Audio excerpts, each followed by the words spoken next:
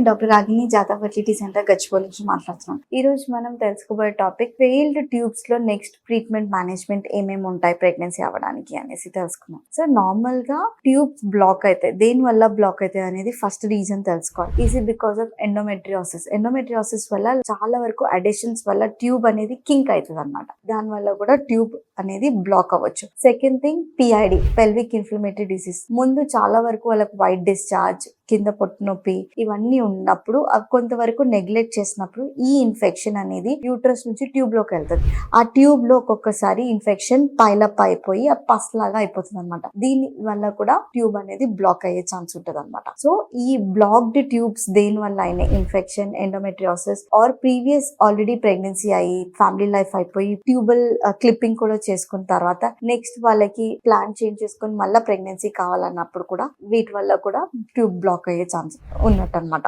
So what ever is the reason, first tube block అయిపోయింది అని తర్వాత రీ ఓపెనింగ్ ఆఫ్ ది ట్యూబ్ అనేది always a second option లాగా పెట్టుకోవాలన్నమాట. ఎందువల్ల అంటే రీ ఓపెనింగ్ ఆఫ్ ది ట్యూబ్ లో మనకి చాలా వరకు ట్యూబల్ లెంత్ అనేది కొద్దిగా తగ్గుతుంది అండ్ ట్యూబ్ అటాచ్మెంట్ చేసిన దగ్గర ఒక్కొక్కసారి హీలింగ్ మంచిగా అవ్వదు. హీలింగ్ మంచిగా అవ్వకపోతే ఒకవేళ ప్రెగ్నెన్సీ ఒక ఫస్ట్ ఫార్మ్ అయ్యేది ట్యూబ్ లోనే, మనకు అందరికి తెలిసింది. ఆ ట్యూబ్ లో బేబీ ఫార్మ్ అయ్యేది ఒక్కొక్కసారి అక్కడే పెరిగిపోయే ఛాన్స్ ఉంటుంది. Risk of tubal ectopic highest ఉంటుంది అనమాట.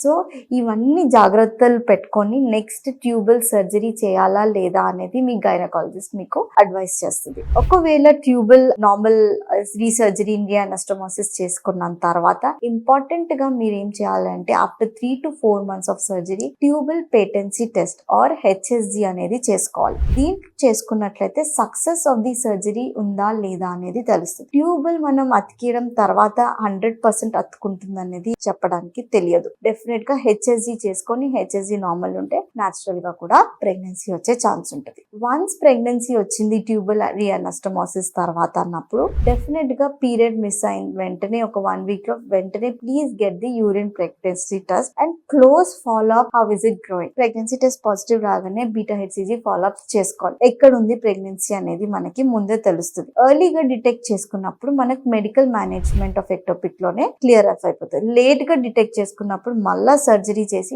ట్యూబ్ తీయాల్సిన అవసరం ఉంది. So proper management of pregnancy post resurgery అనేది చాలా చాలా ముఖ్యం. నెక్స్ట్, ఒకవేళ డాక్టర్ లేదు మా మీరు ట్యూబల్ రియానస్టోమోసిస్ కి you are not fitting into the category అన్నప్పుడు the option which is left would be IVF. IVF will bypass the tube ని బైపాస్ చేసి మనం బేబీ స్టార్ట్ చేసి డైరెక్ట్ వాళ్ళ యూట్రస్ లోనే పెడతాం అనమాట. సో దిస్ ఈస్ కొంచెం రిస్క్ టు ది మదర్ కొద్దిగా తక్కువ ఉంటుంది ఈ ప్రొసీజర్స్ లో. సో దీంట్లో మనకి ఐవీఎఫ్ లో success is almost better than any other chances of indications for IVF. దీంట్లో మీకు ఏదైనా డౌట్ ఉన్నట్లయితే జాతకు వచ్చి కనుక్కోండి. Thank you.